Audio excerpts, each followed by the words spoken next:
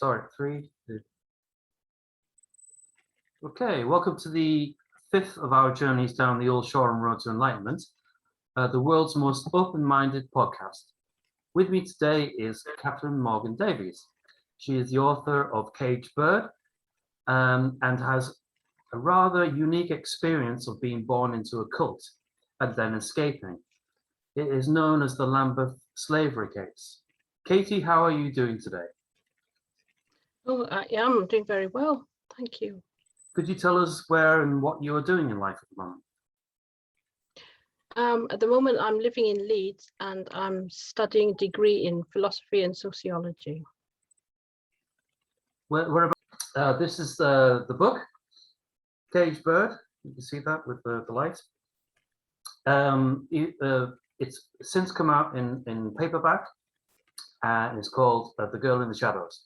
So if you want it in paperback, that's the title you need to go and get.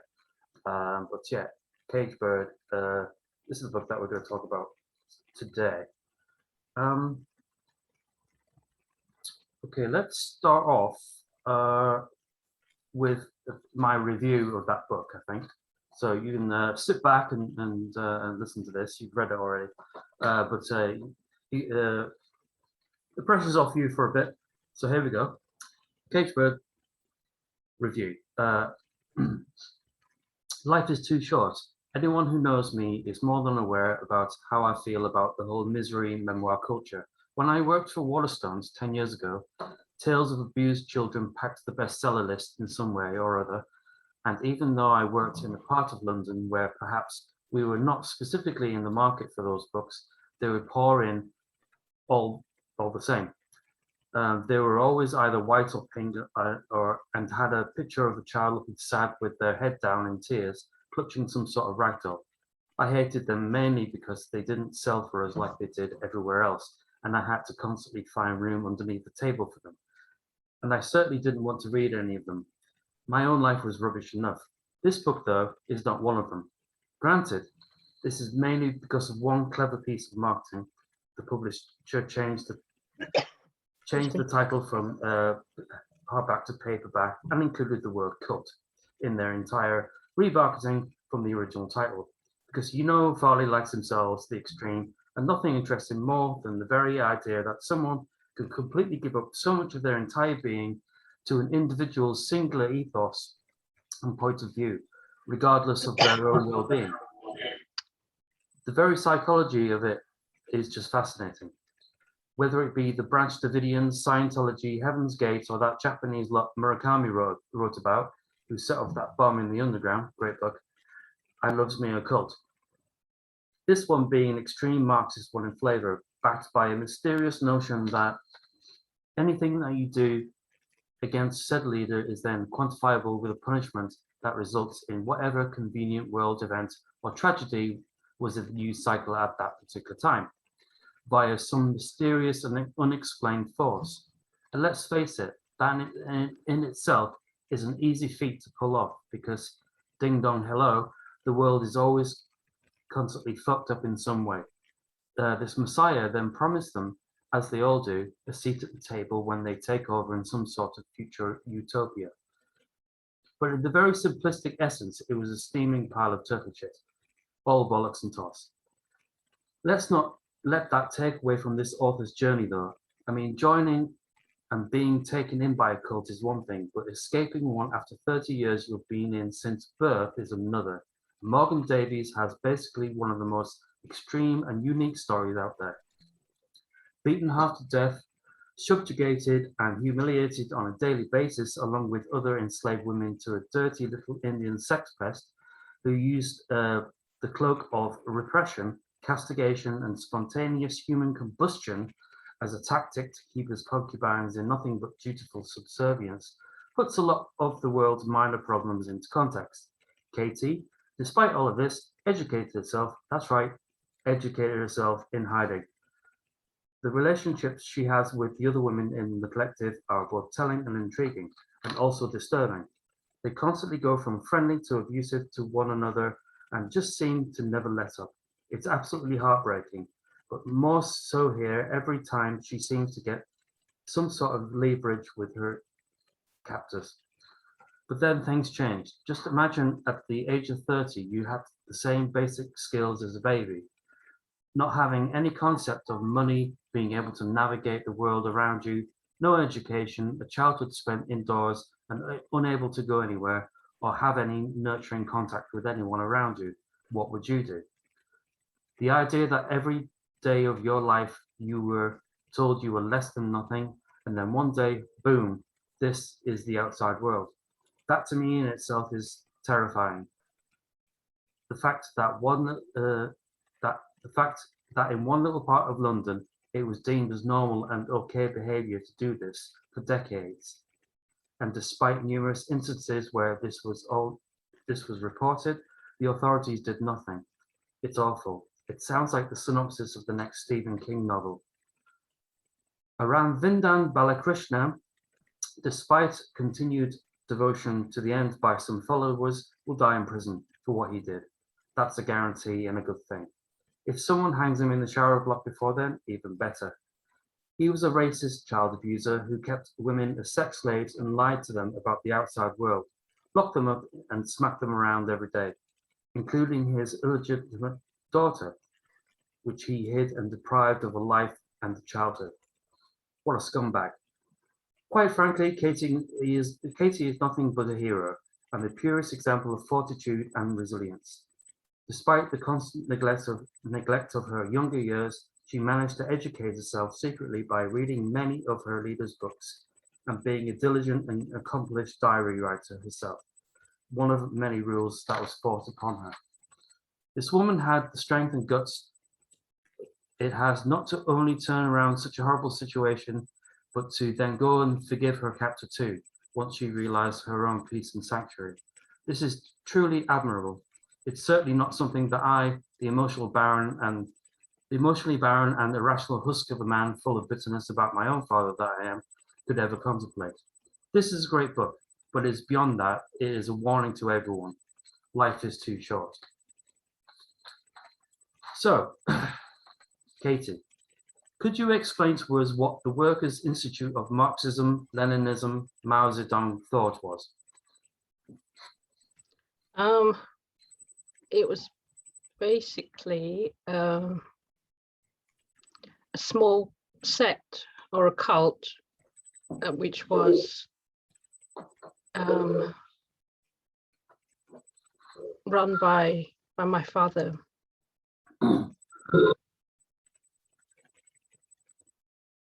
Okay. Could you explain to us what Jackie was? It was meant to be a mind control machine, which my dad said that he had power over, but that it was invisible, so no one could see it, but that it had control over the minds of everyone on Earth, and also had power over nature and caused natural disasters like earthquakes and hurricanes, according to the wishes of its master. Yeah, so every time there was a natural disaster, he would highlight it to you and say it was because you didn't do the washing up or talked back or something, right? Something like that, the different variants of that sort of thing, yeah. When were you aware of the things like the fall of the Berlin Wall and the fall of the Soviet Union?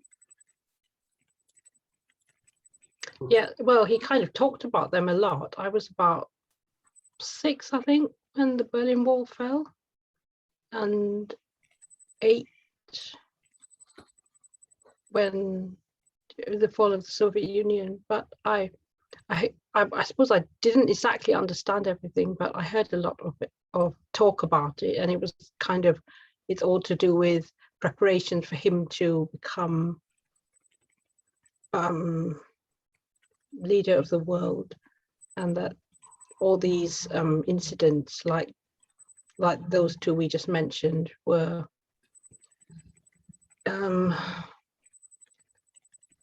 well, basically, I'm not sure exactly how to say this, but like preparing the ground for him to take over.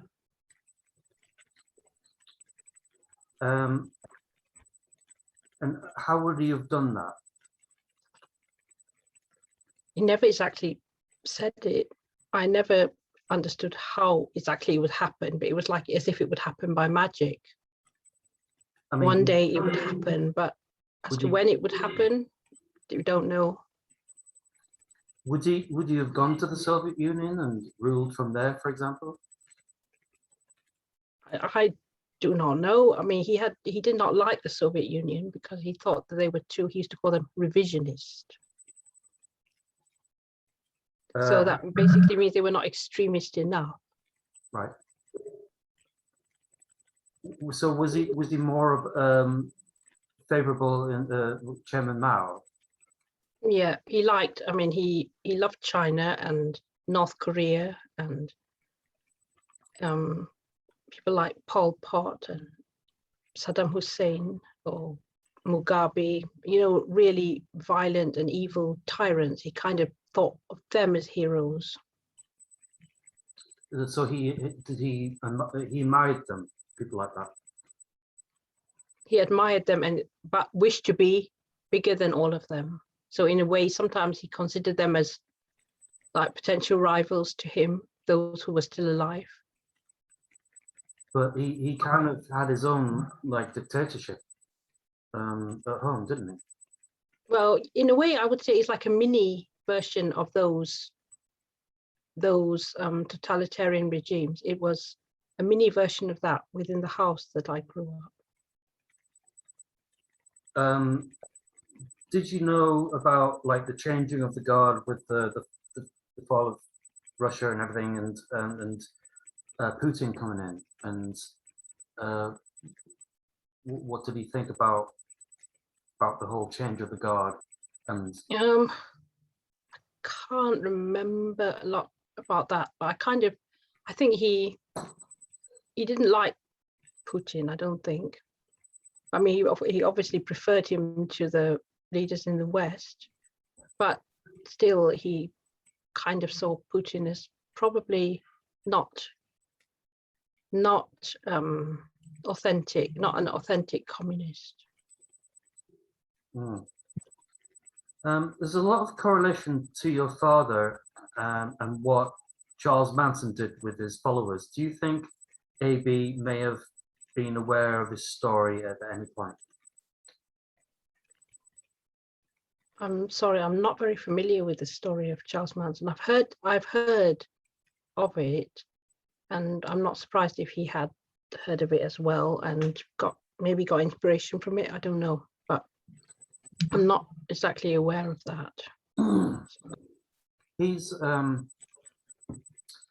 he was a similar leader in California in the 60s. And in 1968, 69, you know, the whole Summer of Love and everything, he had a bunch of young women, a couple of guys, and they went out and killed a Hollywood actress in her home. And that's why he went inside and a couple of the women. Right. The fact that he managed to captivate these women so much that they were willing to go out and do horrible deeds. I know that it's a very, very different situation with you. You never had to do that, but yeah, I was just wondering. He would have liked me to, though. I think he was training me to do that, but I obviously would not do. Okay, tell us more about that. What was he training? I wouldn't say about killing people. I don't know about that, but he did. When I was growing up, he did kind of try to encourage me to be nasty to other people as well. And obviously they were nasty to me. And he would talk ill of other people around, neighbors or people, shopkeepers or plumbers or anything. And these were all bad people. You must hate them and that sort of thing. And I always found myself liking those people who he hated. I always found that they were, from what I saw of them, I never had an actual chance to have a proper interaction with them, but I always found that I liked those people that he had bad things to say about, and I thought that they were a lot better than him. And that obviously caused a lot of problems because I was rebellious. So I used to get punished for that, but I just could not. What shall we say, buckle down. I just would not change my mind or hate the people he told me to hate. These were all referred to as the fascist state. Who or what was that? Could you explain to me how it was explained to you? Well, the fascist state was like a big entity. I'm not sure whether it was probably the British government, or sometimes I think it was something he used to say there was like a shadow world government. So it was not the British government, but like the secret state that was who the British government were representing. He had all this, we hear this sort of conspiracy theory ideas about there being some lizards who rule the world, that sort of nonsense. And obviously he didn't exactly talk about lizards, but that was kind of the sort of thing that he would say. And I just thought he was talking nonsense. You weren't allowed to be ill at all, and you were beaten if you were. Could you tell us more about that and how your health is now? Yes, he kind of saw illness as a weakness and also as a sign that whoever was ill was going against him. So he used to say, focus on AB. That's what he used to say, rather than go to the doctor.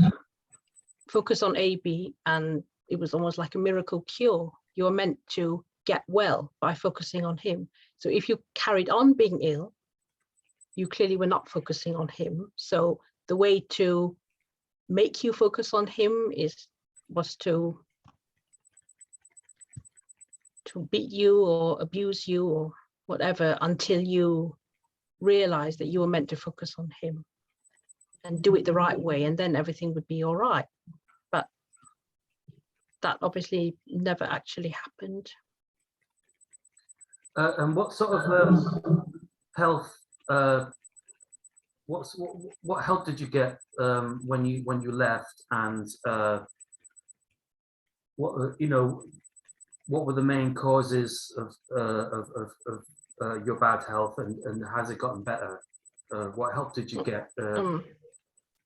I was dying of diabetes basically when I left the cult, right. And I still have many effects from that, like issues with my eyes and chronic kidney disease. But on the whole, I would say I think my health is a lot better than it was when I was stuck in the cult. But some things, I don't know, some things probably may not ever go back to what they were. I don't know whether there would one day be a cure for diabetes. I don't know, but I've learned to manage it most of the time. One of the most lovely or only parts of your book that is lovely is the boy that snuck into your room, regardless, despite all of the restrictions. Was that a catalyst for the eventual escape? Yes, definitely it was. Yes, because it was actually the first time I ever had a proper interaction with someone who was not a freak. Sorry to use that language, but they were freaks in the house. The nonsense they used to talk, we couldn't have just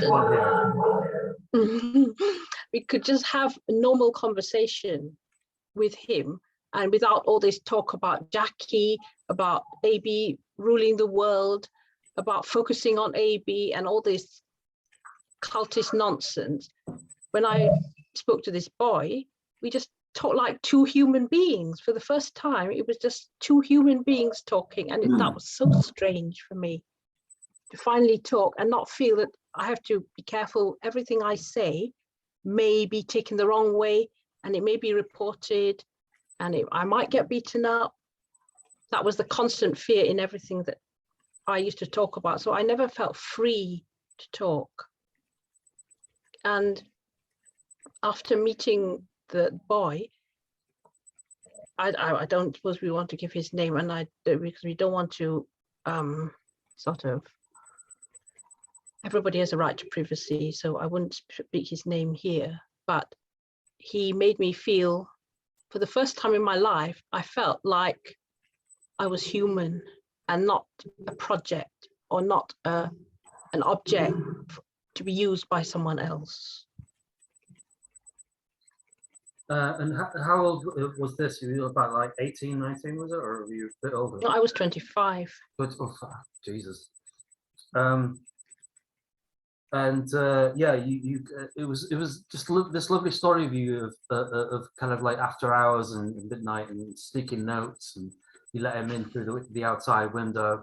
It was just it was like, you know, Romeo and it was Shakespearean. It was, yeah. That was kind of where I got the inspiration from, and I kind of even tried to model it on that, because I had read Romeo and Juliet, and I kind of thought, this is a bit like that. Oh, so it was like a spark of joy in all this darkness. It was like the small light that kept me going. And even though after he was banished from the house and I was not allowed to see him, that still kept me going. That light, that memory, it still kept me going, and it gave me courage that there was another world out there. I didn't have to live like this all the time. No, I think it's a very, very important part of the book. So, what else was I going to say about that? We could say something else about that. Let's go. All right. The escape. Tell us about that.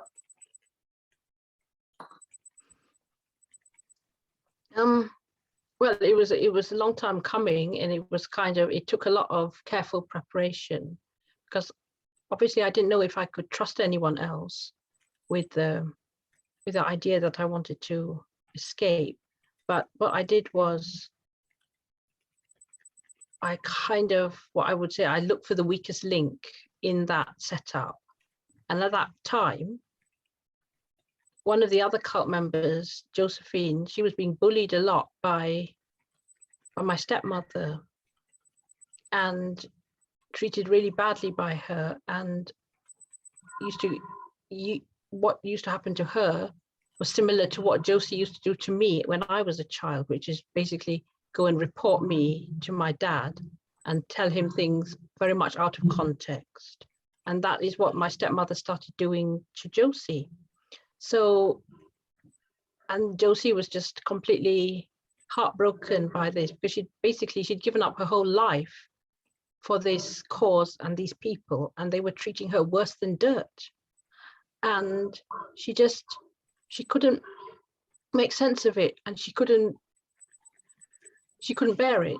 So she came to me basically for comfort, and I would hug her and sort of tell her, we should carry on. And she used to talk about, I wish I was dead and all this. And I would say, as long as we've got life, there's always hope that things can improve. Obviously, I wouldn't say there's anything wrong with what was going on at the time, but I would just say, kind of keep your chin up. And then slowly I would started to say that the way you're being treated is wrong. You shouldn't, this woman, I would never criticize my dad, because that was an absolute taboo, that my stepmother was treating you wrong. The way she was treating you is bad. And Josie agreed to that, because it was clearly too much even for her to take. So slowly I kind of worked on her and said, but then do you not remember what you used to do to me? Now what is being done to you is similar to what you used to do to me.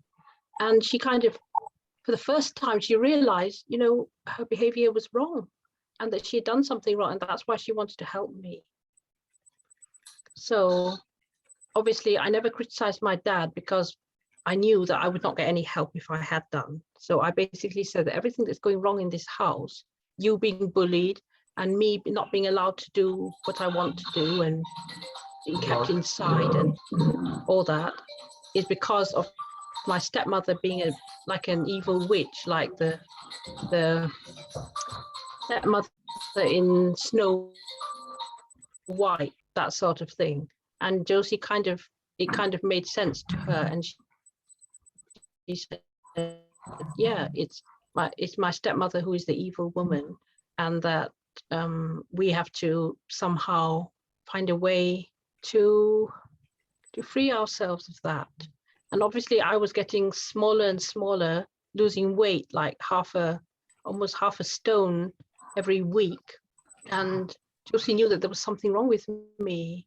And she tried to raise it with my dad and my stepmother. And my stepmother just said, oh, she just wants to look nice, or it's all about fashion. That's why she's losing weight, because she wants to fit into nice clothes or something like that. But there was something clearly wrong with me, and Josie was very aware that there was something wrong with me. And well, by that time I'd had enough, and I said, this was in 2013, I said I will leave this house by the end of 2014. Either I will leave as a free person or I would leave in a coffin. And I think Josie took that seriously because of what happened to my mum and to a few other people who died because they didn't get help on time. And I think it made her see how grave the situation was and how important it was to find a way out of this. So well, there was a lot of processes going on, but what happened one day, we were watching the 6 o'clock news. We were forced to sit around and watch the 6 o'clock news every day from, well, Monday to Friday. And there was an item about forced marriages, and a helpline number came up on the screen after the item had been aired. And both of us memorized the number. And then the next time when my dad and stepmother were out, we called that number on a mobile phone, which we had sneaked in. Well, Josie had bought. And who was it exactly that picked you up? It was Yvonne and Gerard from the Palm Cove Society. Wow. Yeah, that was the thing I was going to ask about the boy sneaking in the window. Did you ever have the chance, because you don't mention it in the book, but did you ever have the chance to contact him? Did you give you contact for you to be able to thank him? Yes, I did. I sent him a letter after escaping, and I think he sent a message back as well. I didn't actually send it to him direct because I think the police may have wanted him to be a witness in the court case, so we were not supposed to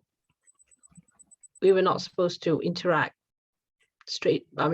person to person. So the police kind of, what shall we say, acted as a go-between. Oh, awesome. You really had no idea about the outside world until you left. Give me some. Well, no, I did have a lot of ideas from reading, because I used to do a lot of reading. So I had certain things. Yeah, I had a lot of knowledge, but no skill. That's what I should say. I didn't have any practical skill. I didn't know how to. Well, I knew a little bit about how to use money, but not a lot, and no idea about how to catch a bus or even to just go from A to B by walking. Because when I went out of the house, it was like, oh, this huge. Everything was so huge and so sort of. It felt like. To me, it felt like climbing a mountain vertically. Like absolutely vertically without any handholds. Like the basic things that we take for granted every day. I mean, what are the things that you had to learn? That's what I was trying to. Yeah. Yeah. What would they give you some examples of the basic things we take for granted, what you had to learn? Even crossing the road, I didn't know how to do that properly. Definitely not a busy road. What about like things like the tube? What was your first kind of experience doing something like that, which can Did you be say the tube? yeah the London Underground. Yes. Well, on rare occasions when I went out as a child, when like if there were relatives coming to the house, they obviously didn't want me to be seen, so I was sneaked out. That was the occasions when I used to go out, or when we lived in council properties and the housing officer wanted to visit. Again, I was allowed to go out with them, which was sometimes once a year or twice a year as a child.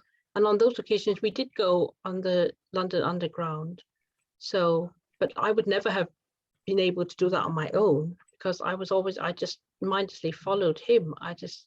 Because everything was so overwhelming, I just could not do anything other than just follow, almost like a dog.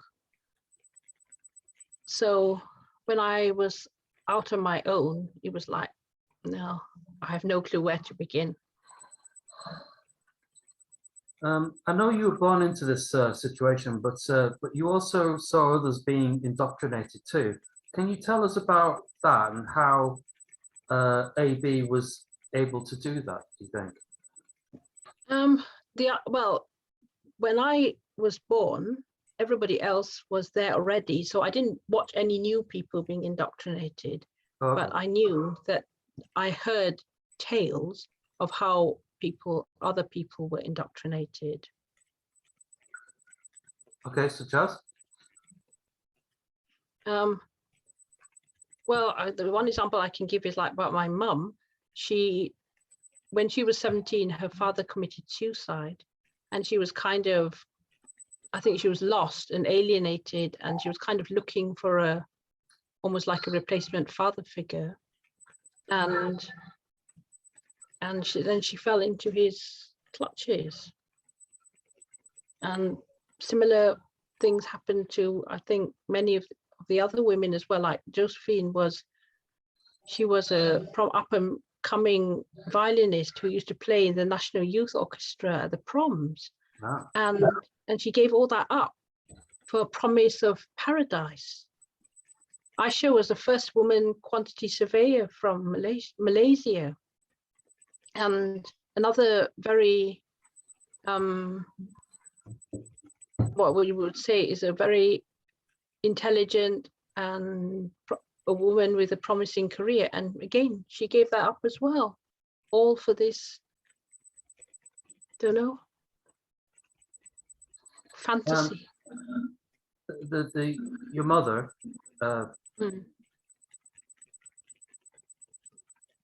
who she gave birth to you within the house, obviously. She died in quite an awful way, didn't she? She did. Could you tell us about that and the police situation that happened just at the time? Yeah. Well, she clearly had mental health issues, and I think she was probably having a psychotic episode because she was seeing things that were not actually there.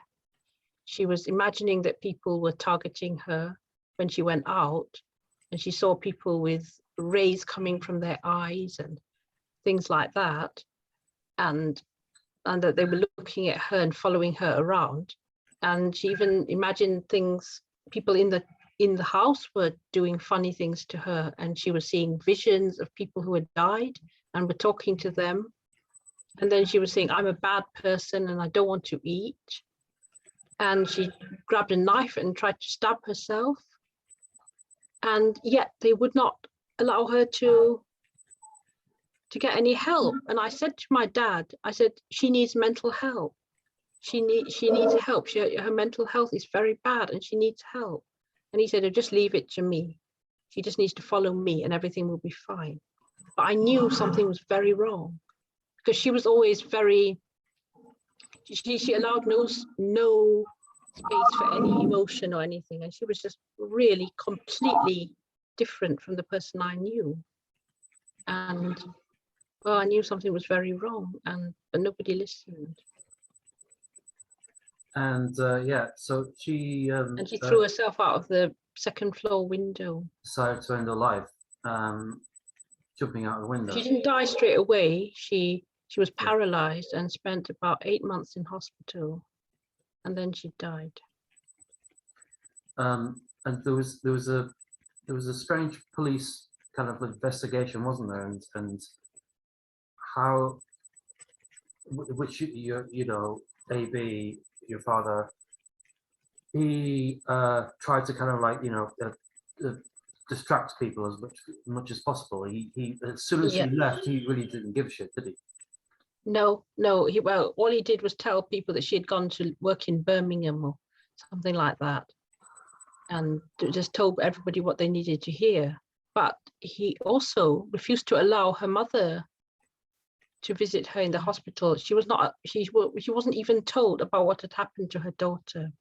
So when she died, I think her mother thought that it was probably something fishy, and that so a murder investigation was started.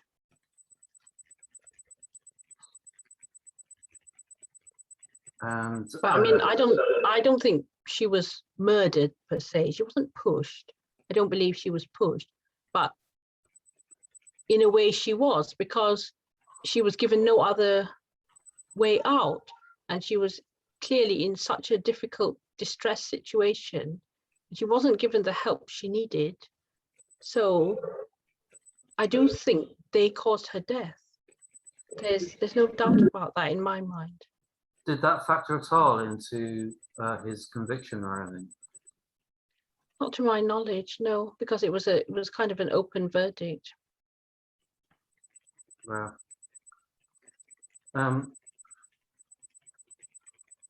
What was the most incredible thing, like, or overwhelming thing or fact about life that completely floored you on when you came on to the outside world? Just about something as small as getting from A to B and not getting lost. It was just, I just didn't ever see a time when I wouldn't get lost. And I still struggle with getting lost now, but I'm a lot better than I was with the help of Google Maps, obviously. But when I stood outside a door, I wouldn't know where to go. And just the thought of like going to the shop or going up the road or going up to take the bus, I just couldn't, I don't know, I just couldn't fathom that at all. Okay, we spoke about identity politics and cancel culture and academics being fired for political correctness. Could you give us your thoughts about that? And I've got a few examples I want to chat about. Yeah, well, to me, that again, it reminds me of the cult, the way things are, the way things are going on in the world today. It just reminds me of the cult. It is cruel and it's unkind and it's ideological, and in every instance it puts ideology above humanity. So it's kind of, if you don't have the right ideology, you lose your humanity, and nobody is concerned about you as a human being. All they're concerned about is that you say the right thing and that you toe the party line. And that horrifies me to see things which I thought I had left behind following me around out here. And I just... Could you give me a couple of examples of you know, of who and what you mean? Oh God, there's too many to name, really. But it's just somebody says something wrong on Twitter or something, and everybody will pile on them, and then they'll lose their job or something like that. I can't think of an exact example now, but there are many different ones. Well, we live in a world now that Sleeping Beauty is being cancelled for Prince Charming forcing himself on a woman, and Lego pieces are getting rid of male and female connectors and are going with gender neutral blocks. I mean, how far is this going to go? I do not know. I mean, I have a lot of time for thinking of things in different ways, and I have no problem with asking questions and all that, and saying, does it have to be this way, and that maybe things are not exactly as we always thought they are, and all that. That's all fine, but to actually stifle the conversation, or to silence people, or threaten people if they see things in a different way to you, that is completely unacceptable. You may not agree with them, you can challenge them and challenge their ideas, but you must never, ever deny their humanity. But what we see nowadays, people's humanity is being denied on the basis of ideology. I mean, free speech is free speech, isn't it?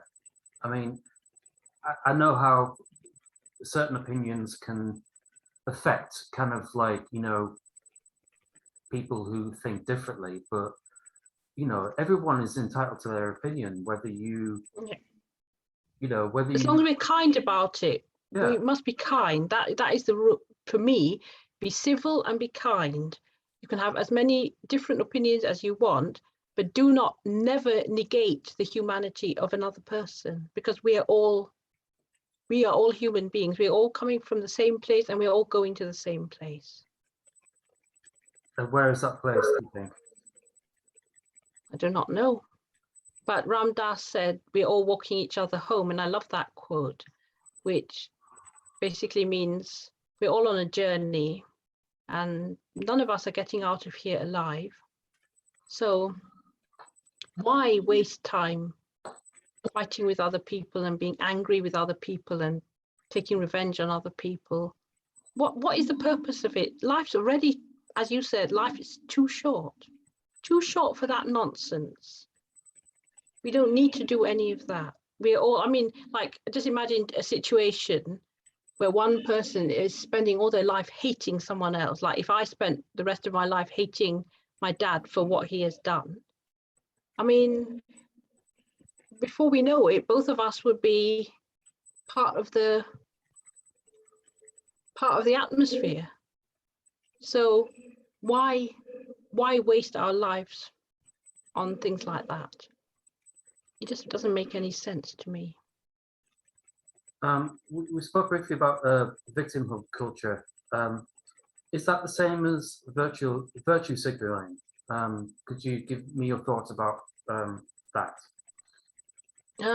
Yes, I think so, really. There is a definite similarity there. And there's also a link between victimhood culture, cancel culture, in my view. It's a culture of blaming others, of focusing on the negative, and of lacking in gratitude for life. You know, it's like focusing on this happened to me, that happened to me. But so what about the things that didn't happen to you? So many things happen to so many people. Every human being has got their own story. Even the person you may say has done wrong to you, what do we know about their life and their story? They may have had bad things happen to them. We do not know. So I do not like this victimhood culture, which is like, oh, poor me, now give me everything I want because I had a bad experience, or something like that. So that's partly why I do not tell people that I meet about my experience, because I do not want them to treat me differently. I do not want to be treated as or wrapped up in cotton wool, or to be given privileges because of my past. I do not want that. I want to be treated exactly the same as everybody else, and to be judged on merit alone, because that's to me, the only thing that matters is the merit, your ability to do something, or your character or your behavior. Whereas some people would say, oh, I've been treated so badly in the past, now forgive me if I'm losing my temper all the time, or something like that. And I don't think that's right. I do not think that is acceptable, because it doesn't matter what you've been through. You do not have the right to hurt other people because you have been hurt. You Yeah, I know? mean, you know, It's, you might have been a victim to something horrible, but you're still a fucking badass at the end of the day, aren't you? yeah, yeah. Well, I try to be. Oh, come on, you are. It, You're pretty, yeah, you're pretty much a badass. Uh, yeah. But I just think it's, and then it's like you're not allowed to say anything to somebody because they have had a bad experience in the past.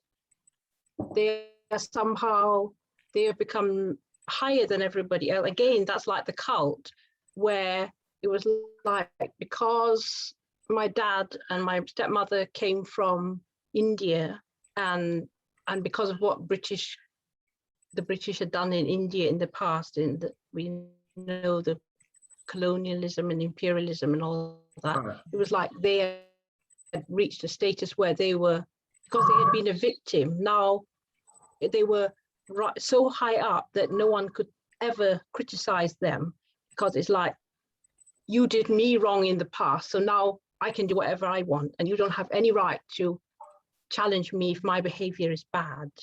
And that's the same thing. This victimhood culture is all, I don't know, no personal responsibility, and it's unkind, and it's, I don't know, it's, to me, it's all wrong. Is there anything the government or the NHS can do to prevent what happened to you happening again? Assuming it's not happening again, you know, it probably will be. But is there anything that the authorities can do to help prevent, you know, it happening again? I would say that everybody should be encouraged to think for themselves, because if people don't think for themselves, that's how these sort of things happen. And it can happen right in broad daylight in front of everybody, and nobody would notice it because they're all busy doing whatever they're doing, and they're not realizing that they're not using their own brains, and they're just allowing someone else to tell them how they should and shouldn't live. I'm here in Brighton, lovely Brighton. Have you ever been? Sorry? I'm here in Brighton, lovely Sorry, I didn't Brighton. hear you. Have you ever been? Yes, I've been to Brighton, yes. You enjoy yourself? Yes, it was lovely, yes. Cool. We have the Labour Party conference here at the moment. You've probably heard about it. Being a labourist, aren't you? All right. So, what do you think of? I would say. Oh, okay. Because you mention it in your book. What do you think about the Labour Party at the moment? Well, I think they have, in some ways, I think they have moved a bit far from their roots, really, because they are, to me, they are overly, again, obsessing about identity politics. I mean, I joined the party because of admiration for people like Lord Longford, punitive attitudes in the criminal justice system. And I admire that, you know, treating each person as a human being, no matter what they have done, they still have human dignity, and that should never be taken away from them. And those are my values, and that's kind of why I joined the Labour Party. But nowadays, the sort of things you hear people talking about campaigning for tougher sentencing and punishing people more, and as if the solution to all problems is just to punish people and to throw people away. And you don't hear a true voice of what I believe to be a true liberal voice, which challenges this authoritarian kind of way of thinking. So I don't feel I belong anywhere politically at the moment, because I'm very much a libertarian, and you know, I believe that I do not think that we need we have far too many laws, far too much control, and I think that human beings are born free, and we should live free. We shouldn't be contained in this way and that way. And nowadays we put safety over liberty. So it's always about, we mustn't do this just in case something goes wrong. And it's a culture of fear. a lot, which is what I see. And that is being, I feel there's an indoctrination going on, encouraging people to fear one another and to be scared of one another and to view each other as a threat rather than as a potential friend. And I just think it's wrong. I think we're losing what it means to be human.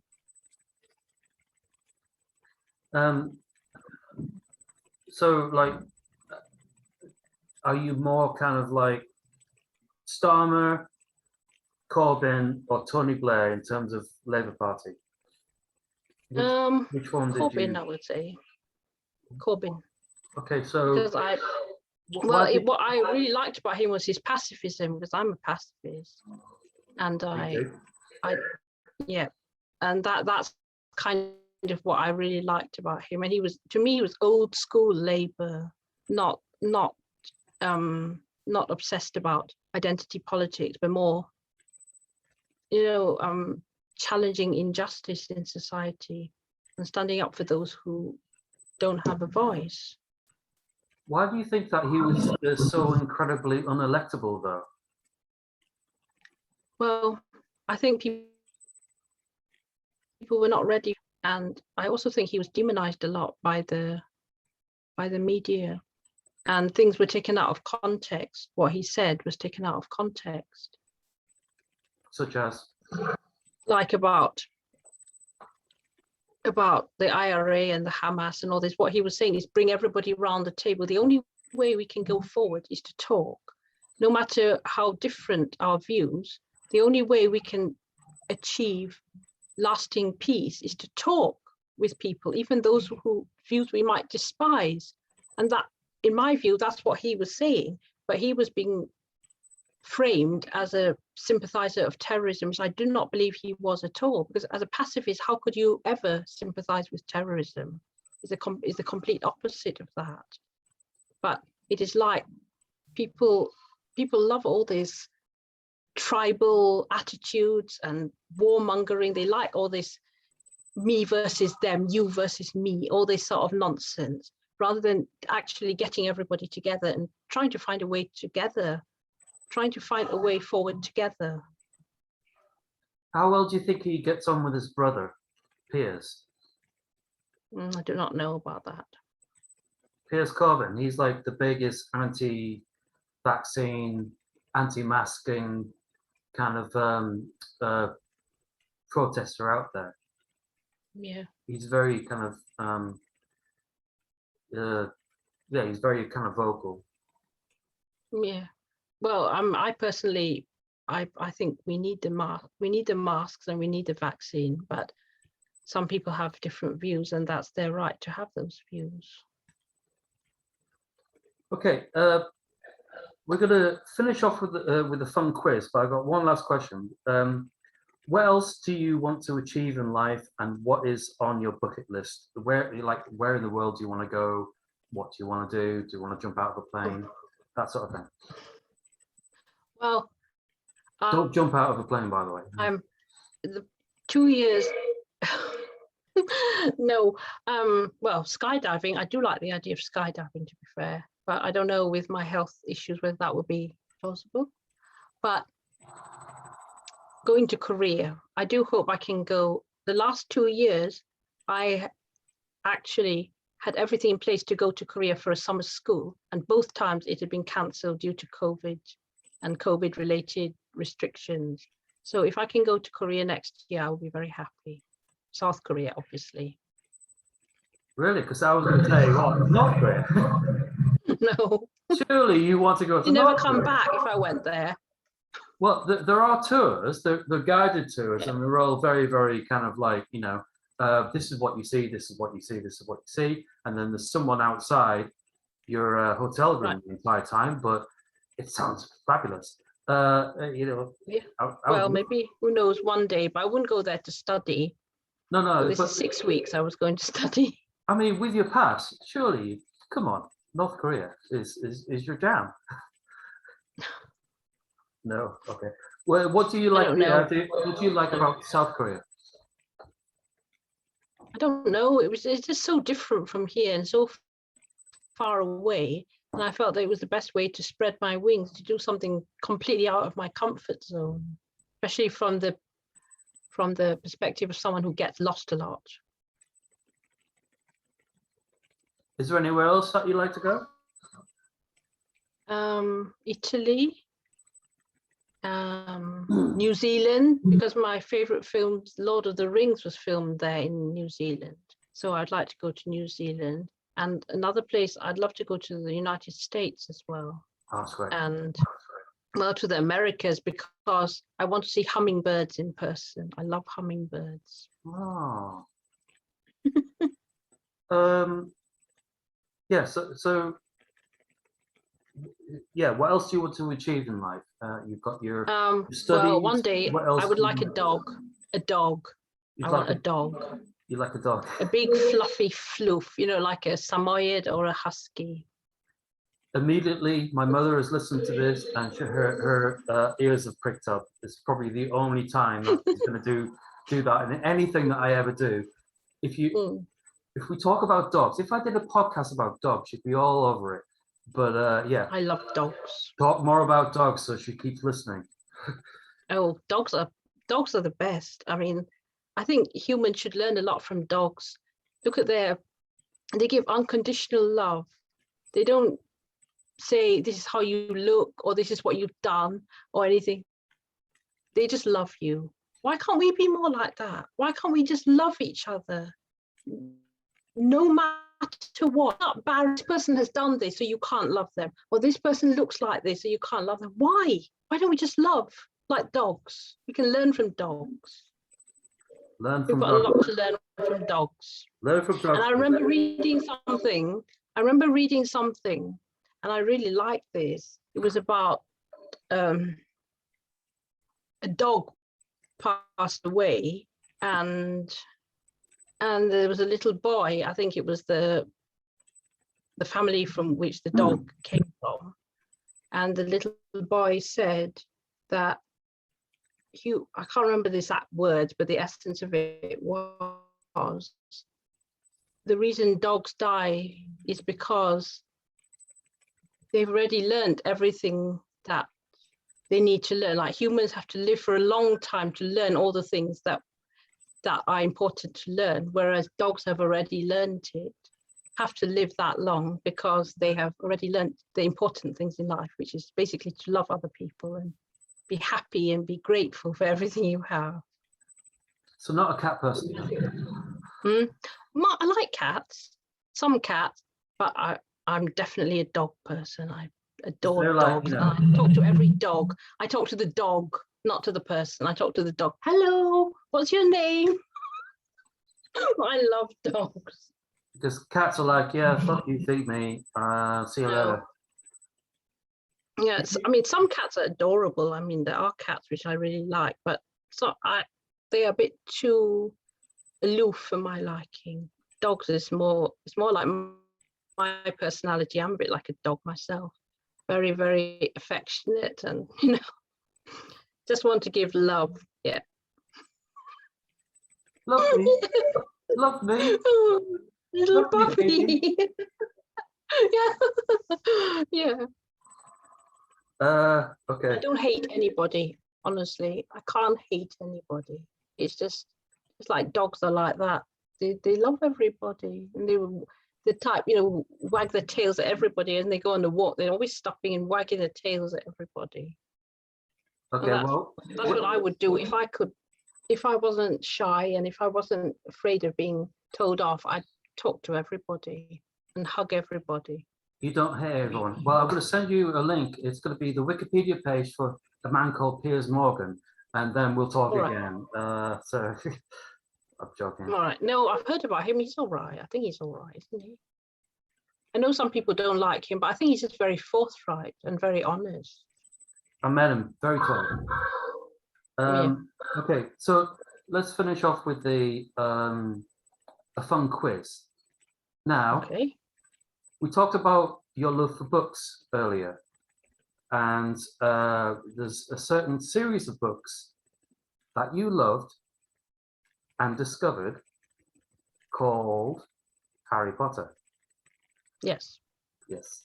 So, would you like to do the Farley Harry Potter quiz? Oh, well, I'll have a go. I haven't read it for a long time, so it may not be very good, but yeah, okay, All right. Already, this is working out very well. cool. Number one, question one. What subject does Hagrid teach? Care of magical creatures. Correct. I wouldn't have been able to answer that because I haven't read them. I was taken to a couple of the films by my ex-wife, and I was bored out of my mind. And she spent the entire time telling me how the films were wrong compared to the books. So I stopped going. Right, yeah. Question two. What animal represents Hufflepuff House? Oh, badger? It's the badger. Well done. Ding, ding, ding, ding. 2 out of 2. Question 3. What is the name of Dumbledore's brother? Aberforth. Fucking hell. 3. Ding, ding. Correct. Number 4. These might be easy questions. I don't know. What is the name of Hagrid's big dog? Fang or Fluffy? Which one? He had 2. Fang, I think. It's Fang. Well done. Question 5. How many Harry Potter films are there in total, not including the prequels? 8. Correct. Brilliant. Question 6. Where is Azkaban located? I don't know, it's in the sea somewhere. I don't know where it is. In North Sea? Correct. Cool. Doing quite well. What is the name of the train that takes the students to Hogwarts? Hogwarts Express. Correct. What platform do students catch it at King's Cross Station? 9 3/4. Have you been? Yes, Cool. Did you take the requisite picture? I did. Yeah. Well done. Okay, that's 8. Oh, Question 9. What is the name given to someone who can talk to snakes? Parselmouth. Fucking hell. Correct. And number 10. What is the name of the wizarding newspaper based in London? The Daily Prophet.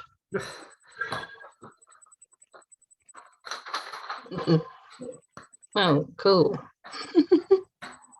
I haven't remembered that for a long time. I haven't even thought about it, so I'm glad I still remember. That's pretty impressive.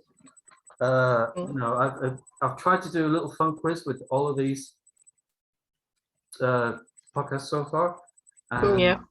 that is incredible because I think the best someone did was like 6 or 7 out of 10. Oh, cool. So, well done.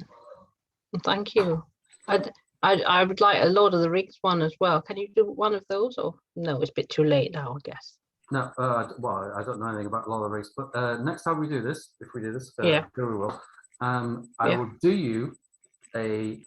I won't do you. I will do you a Lord of the Rings quiz. How about that? Oh, fantastic! Thank you. I think these are, I would say, my 2 favorite books: Harry Potter and Lord of the Rings. So now you are Mark's quiz reigning champion. Oh wow! Thank you. Well done. So apart from that, thank you, Katy Morgan-Davies, for coming on the podcast, and you're welcome. Thank you for your time. Bless you, and thank you. Thank you. I hope that you have a great rest of the day and the rest of the week. Thank you. You too. I'll see you later, mate. Yeah. See you later. And we'll do this again. Yes. Thank you. Cheers, mate. Bye. Cheers, bye.